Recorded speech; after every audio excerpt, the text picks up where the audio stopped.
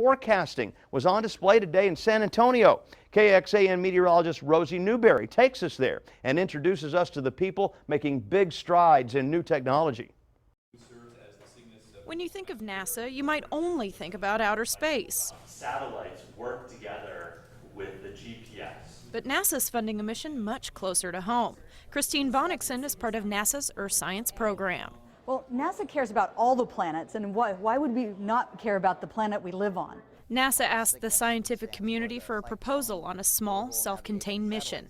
Professor Chris Ruff had an idea to improve current hurricane forecasts. Satellite observations that are used to seed the forecast models can't see through rain, where the center of the hurricanes are, and they don't make measurements often enough to track small-scale changes or quick changes in time.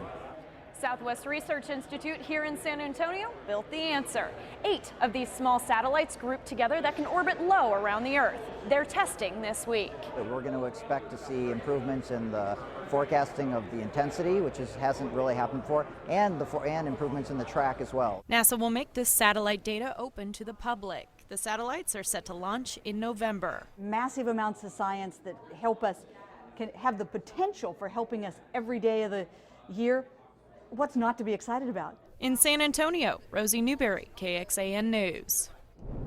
That's down the road a little ways. In depth tonight, let's talk about the near term.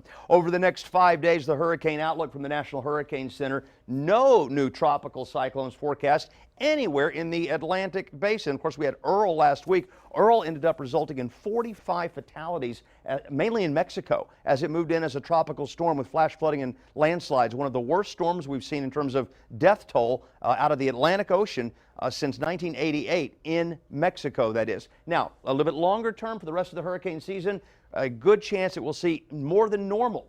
12 to 17 named storms. The average is a dozen. This could be the most active season we've seen since 2012.